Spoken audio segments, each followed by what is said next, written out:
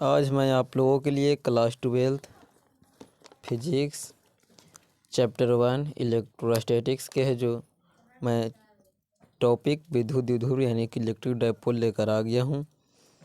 आप लोगों से एक गुजारिश है कि अगर हमारे इस चैनल पर नए हैं तो चैनल को सब्सक्राइब कर लें, क्योंकि मैं प्रतिदिन नोट्स और कॉपी वाला वीडियो डालता हूँ। तो चलिए वीडियो को अब स्टार्ट करते हैं। जानेंगे कि विद्युत द्विध्रुव क्या है, यानी इलेक्ट्रिक डायपोल। तो इलेक्ट्रिक डायपोल देखेंगे क्या होता है। इलेक्ट्रिक तो दो समान परिमाण और विपरीत प्रकृति के आवेशों को कम से कम दूरी पर रख दिया जाता है तो इलेक्ट्रिक डायपोल कहलाता है। जैसे कि यहाँ पे देखिए चित्र में दर्शाया हुआ है। यहाँ पे देखेंगे कि दो समान परिमाण के आवेश है, ए और ए। एक वो है -q और एक वो है +q, दोनों आवेश है।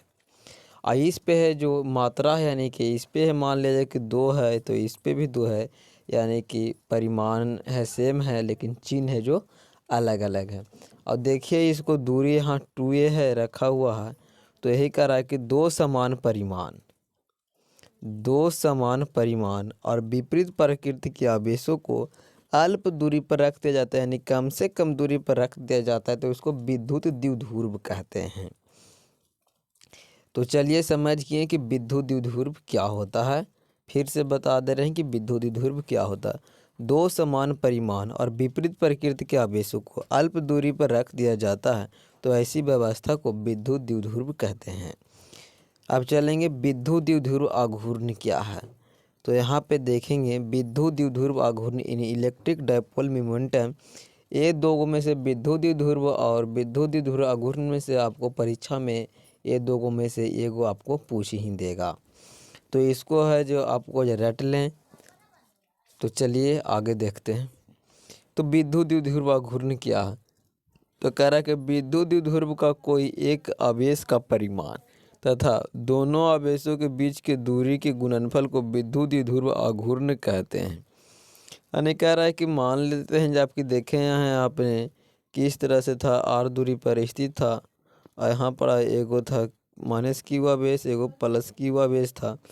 तो यहाँ कह रहा है, यहाँ पे देखिए 2a भी ले सकते हैं, ए पर ए या 2a ले सकते हैं दूरी।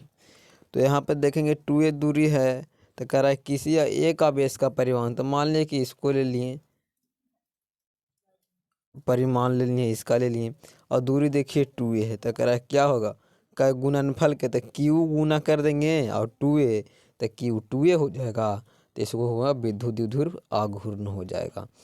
यानी कह रहा है फिर से देख लीजिए विद्युत द्विध्रुव आघूर्ण, विद्युत द्विध्रुव का कोई एक आवेश का परिमाण तथा दोनों आवेशों के बीच के दूरी के गुणनफल को विद्युत द्विध्रुव आघूर्ण कहते हैं। जैसे यहाँ पे देखिए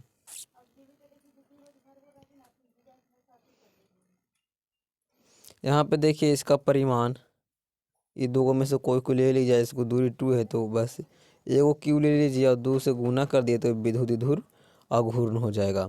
तो चलिए अब आगे देखते हैं। तो इसी तरह से अब देखिए इसीलिए हो गया विद्युत द्विध्रुव आघूर्ण हो गया P बराबर Q2a। यहाँ पे हो गया विद्युत द्विध्रुव आघूर्ण को P वेक्टर से सूचित किया जाता है। विद्युत द्विध्रुव है अदिश राशि है, लेकिन विद्युत द्विध्रुव आघूर्ण एक सदिश राशि है, हमेशा ध्यान रखिएगा। अब यहाँ पर जहाँ देखिए जहाँ बता रहा है कि 2a क्या है, दो आवेशों के बीच की दूरी है, और Q आवेश है और P है वेक्टर है जो विद्युत द्विध्रुव आघूर्ण है। तो चलिए अब चलते हैं, अब इसको यूनिट निकालते हैं। तो यूनिट निकालने के लिए यहाँ पे देखेंगे कि कांस्टेंट का है जो यूनिट नहीं होता है, जैसे 2 3 4 हो गया उसको नहीं होता है। तो यहाँ पे देखेंगे P वेक्टर बराबर 2a है। तो यहाँ पे देखिए देख रहे हैं कि यहाँ पे ये जो कांस्टेंट है 2, तो इसका नहीं होगा, यानी कि a और q का होगा सिर्फ। तो a का हमको हो जाएगा, a क्या है, तो इसको लंबाई है ना, लंबाई, तो लंबाई क्या हो जाएगा, मीटर हो जाएगा। और यहाँ पे देख रही है क्यों है मीटर, क्योंकि दूरी न है, दूरी ऊंचाई लंबाई चौड़ाई सब क्या होता है, मीटर होता है। तो यहाँ पे आप देखिए यहाँ पे क्यू है तो कुछ हो जाएगा कूलाम, यानी कि हो जाएगा कूलाम मीटर हो जाएगा। यानी विद्युत द्विध्रुव का हमको एसआई मात्रक कूलाम मीटर हो जाएगा। चलिए अब आगे चलते हैं। अब इसको डायमेंशन देखेंगे तो डायमेंशन हो जाएगा, डायमेंशन में भी बस वही होता है, ये कोशेंट का नहीं होता है, बाकी इसका होता है। तो कोशेंट देखेंगे यानी कि आवेश, यानी कि निकाल रहे हैं इसका डायमेंशन, तो ए के डायमेंशन और क्यू के डायमेंशन। तो ए यानी कि मीटर था ही, इसका क्योंकि मीटर था, कूलाम मीटर, तो डायरेक्ट यहाँ से ऐसे करिए कूलाम मीटर, इसका क्षेत्रफल था कूलाम के हो जाएगा कोची 80 और एम के क्या हो जाएगा एल, यानी कि LTA। इसको जब अच्छा से आप सरियाइएगा तो हो जाएगा आपका LTA। तो आप जैसे मर्जी है वैसे निकालिए, लेकिन सॉलिड निकालिएगा। चलिए अब आगे चलते हैं। यहाँ पे लिख दिए हैं कि अतः वैद्युत द्विध्रुव घूर्ण का बीमा इतना या इतना होता है M0, यानी कहने का मतलब कि किसी के पावर 0 तो उसका वैल्यू 1 होता है। तो है जो बीमा लिखाता है MLT के फॉर्म में, इसलिए M भी यहाँ पे डाल दिए हैं। वैद्युत द्विध्रुव अघूर्ण एक सदिश राशि है, अभी ना बताएं कि वैद्युत द्विध्रुव अघूर्ण एक सदिश राशि है। वैद्युत द्विध्रुव अघूर्ण को P वेक्टर से सूचित किया जाता है, तो अभी जानबे किए। और यहाँ पे P वेक्टर बराबर क्या होता है Q2A होता है। तो बस ये आप याद रखें। अगर हमारे इस चैनल को सब्सक्राइब नहीं किए हैं तो कृपया जल्द सब्सक्राइब कर लें और साथ ही बेल आइकन को दबाना ना भूलें।